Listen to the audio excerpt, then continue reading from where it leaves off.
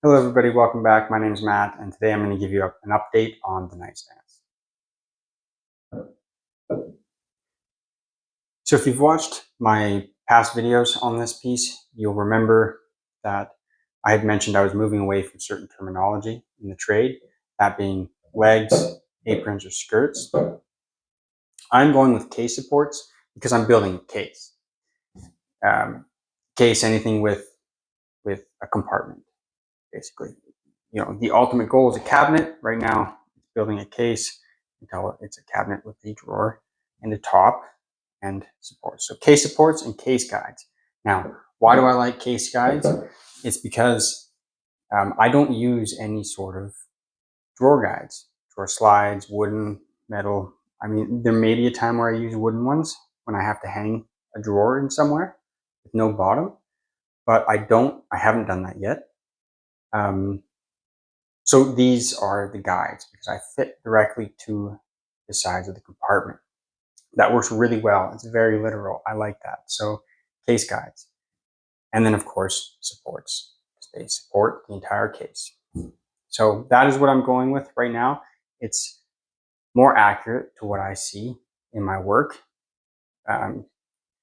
versus saying legs and aprons and skirts. It's a little, like talking to a person and doesn't really make much sense to me. So I'm changing that. Now the next stages of this piece are the panels. Now this is compound curve, so it's got a curve going this way and a curve going this way. It matches up with the curves on the bottom of the guides. So this is when you look underneath it, just like this, you get a really nice visual of the compound curve surface. So this was done in two halves. I cut the taper on the curve. Then I roughed it out with a spoke shave, and then I glued them together. There's joinery in there. And now I'm going to final sand it and put my veneers down. So on the sides here, underneath the guides, you have a softened surface, of course, and then you have a transition from the flat where the joinery is into the curve down the bottom of the support. It creates this little U shape, which is really quite nice, and it matches up so nicely with the softened surface of the guide. So the transition combined with the underside of the guide and the compound curve panel really ties everything in together from the bottom of the supports up into the bottom of the cabinet. And it's really going to be beautiful. Accentuated by the grain lines of the fur. I think it's going to be something special. So I'm really excited about that. And I should be seeing that fairly soon.